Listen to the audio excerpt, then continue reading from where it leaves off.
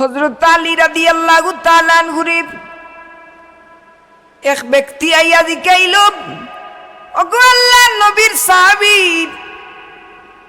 আল্লাহর নবী মুহাম্মদুর রাসূলুল্লাহ আপনার কাছে কতটা প্রিয়? হযরত আলী রাদিয়াল্লাহু তাআলা আনহু জবাব দেন যে ঠান্ডা দিনের মাঝে কম্বলের চাইতে আর গরমের দিনত ঠান্ডা পানির চাইতে আমার নবী মুহাম্মদুর রাসূলুল্লাহ আমার কাছে প্রিয়। সুবহানাল্লাহ।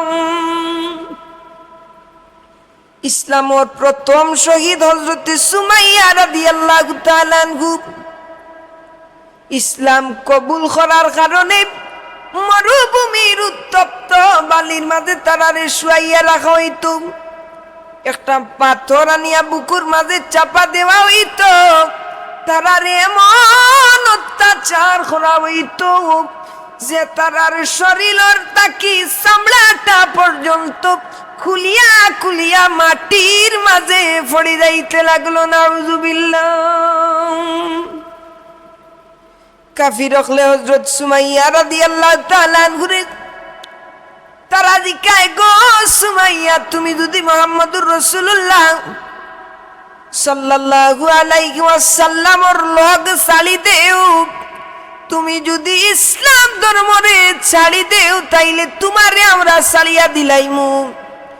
কিন্তু যদি তুমি মুহাম্মদর লগ ছাড়ো না,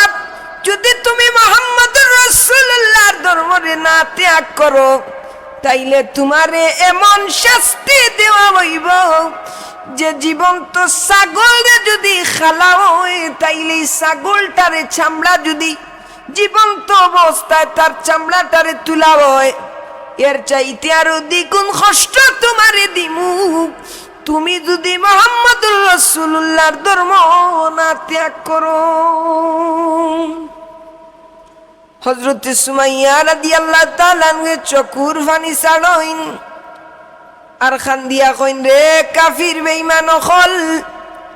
আমার জীবন রে,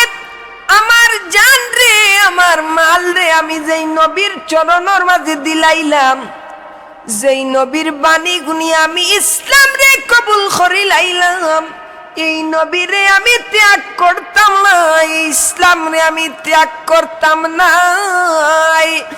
আমি যদি 100 বার তোমরা আমার উত্তপ্ত মরুভূমির বালির মাঝে আমারে কষ্ট দেওয়া হয়, 100 বার যদি তোমরা আমার চামড়ারে আমার শরীর তাকে আলাদা করিলাও, 100 বার যদি তোমরা আমারে মারো আর খাটো,